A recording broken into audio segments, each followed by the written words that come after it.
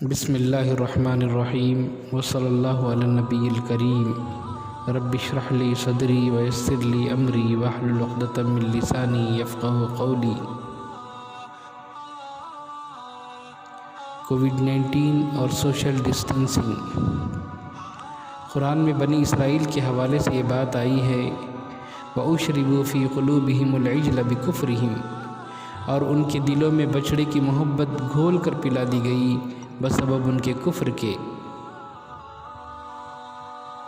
یعنی بنی اسرائیل اہل کتاب ہونے کے باوجود قبطیوں کے درمیان رہتے ہوئے ان کے توہمات، ان کے سپرسٹیشن سے انفلوئنس ہونے لگے۔ ان کی اسی کمزوری کا فائدہ اٹھا کر حضرت موسیٰ کی غیر موجودگی میں سامری نے ان کے لیے سونے اور چاندی سے ایک بچڑا بنا ڈالا اور بنی اسرائیل سے کہا ھذا الہکم و الہ موسیٰ فنسیا، یہی تمہارا بھی معبود ہے اور موسیٰ کا بھی، مگر موسیٰ بھول گئے ہیں۔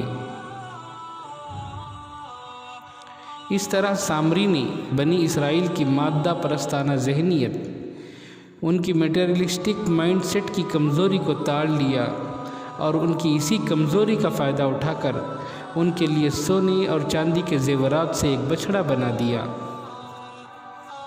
اس طرح سامری کو یہ موقع مل گیا کہ وہ لوگوں سے ان کے معبود کو بدل دے، انہیں خدائے واحد کی بندگی سے نکال کر بچڑا پرستی اور دولت پرستی میں مبتلا کر دے۔ حضرت موسیٰ نے سامری کے بنائے ہوئے بچڑے کو جلا دیا اور پھر سامری کے لیے سزا بھی تجویز کی۔ قال فاذهب فإن لك في الحياة أن تقول لا مساس وإن لك موعدا لن تخلفه وانظر إلى إلهك الذي ظلت عليه عاكفا لنحرقنه ثم لننسفنه في اليم نسفا۔ موسیٰ نے کہا اب تو یہاں سے چلا جا، اب تو زندگی بھر یہی کہے گا مجھے مت چھونا، اور تجھ سے آخرت میں سزا کا وعدہ ہے جس سے تو ہرگز نہیں بچ سکے گا، اور تو اپنے اس خود ساختہ معبود کو دیکھ لے جس کی عبادت پر تو جمع بیٹھا تھا، ہم اس کو ضرور جلا دیں گے، پھر اس کی راکھ کو اڑا کر سمندر میں پھینک دیں گے۔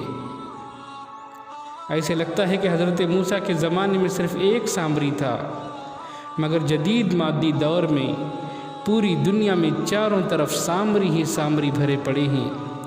آج کا مذہبی طبقہ ہو یا سیکولر طبقہ، دونوں نے ہی اپنا معبود بدل لیا ہے۔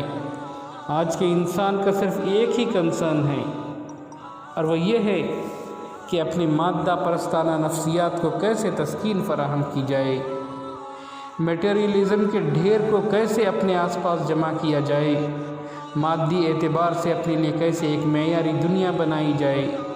سامری نے تو اپنی مادہ پرستانہ ذہنیت، اپنی میٹیریلسٹک مائنڈ سیٹ کو بچڑا بنا کر ظاہر کر دیا، مگر آج کے انسان نے اپنی مادہ پرستانہ ذہنیت کو اگرچہ کہ کسی بت کے قالب میں نہیں ڈھالا ہے، مگر اس نے بھی اپنی پوری زندگی کو مادہ پرستی کے قالب میں ڈھال لیا ہے۔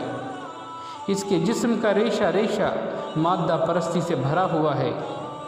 اس کے نزدیک یافت ہو یا محرومی، دونوں ہی مادیت کے ساتھ جڑے ہوئے ہیں۔ اس کے نزدیک کامیاب وہ ہے جو مادی اعتبار سے کامیاب ہے، اور ناکام وہ ہے جو مادی اعتبار سے ناکام۔ اس کے سارے انوینشن، اس کی ساری ترقیات اسی مادہ پرستانہ مزاج کی تسکین کا سامان ہیں۔ اب ان لوگوں کے لیے بھی خدا نے انتباہ کا وہی طریقہ اختیار کیا جو سامری کے لیے اختیار کیا تھا۔ تفاسیر میں سامری کے متعلق یہ بات آئی ہے کہ اس کو ایک ایسی بیماری لاحق ہو گئی تھی کہ جو کوئی اسے ہاتھ لگاتا وہ بھی بیمار ہو جاتا، اسی لیے وہ یہ کہتا پھرتا کہ لا مساس، یعنی مجھے مت چھونا۔ کووڈ-19 اپنی حقیقت کے اعتبار سے اسی طرح کی ایک وبا ہے۔ اس وبا کی وجہ سے سب ایک دوسرے سے سامری کی طرح سوشل ڈسٹنسنگ بنا رہے ہیں۔ اگر کسی ضرورت سے آدمی باہر نکلتا ہے، وہ کسی بھی چیز کو غلطی سے بھی ہاتھ لگاتا ہے یا کسی سے بھی ملاقات کر لیتا ہے، تو جب تک وہ اپنے آپ کو سینیٹائز نہیں کر لیتا ہے اسے سکون نہیں ملتا۔ یہ وبا در حقیقت خدائی انتباہ ہیں، یہ خدائی وارننگ ہے۔ یہ ایک کمپلسری ٹریٹ ہے۔ زندگی میں جب بھی مسائل آتے ہیں تو لوگ انسانوں کی طرف رجوع کرتے ہیں، مگر اس وبا نے انسانوں کو انسانوں سے کاٹ دیا ہے۔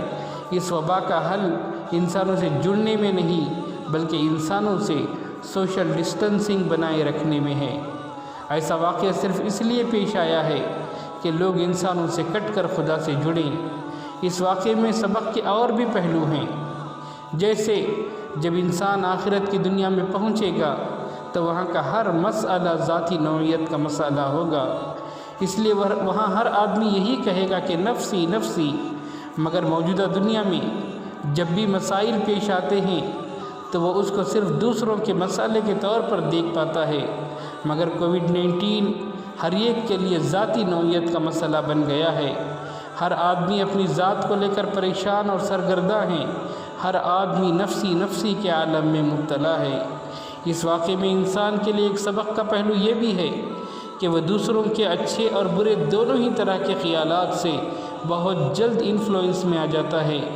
اس واقعے میں انسان کے لیے ہدایت ہے کہ وہ کسی کے بھی خیالات کو قبول کرنے سے پہلے بہت سوچے کہ کہیں یہ خیالات اس کی روحانی صحت کے معاملے میں کووڈ-19 کا رول تو ادا نہیں کریں گی، جو اس کی روحانی صحت کو نہ صرف یہ کہ تباہ و برباد کر دیں گی بلکہ اگر فی الفور قرآن و سنت کی روشنی میں اس کی روحانی صحت سے متعلق جو پریکاشن دیے گئے ہیں اس کو فالو نہ کیا جائے تو اس سے اس کی روحانی موت بھی واقع ہو سکتی ہے۔ اس لیے کووڈ-19 کے ذریعے اللہ انسان کو یہ سبق دے رہے ہیں کہ وہ روحانی صحت کے معاملے کو پوری گمبھیرتا سے لے۔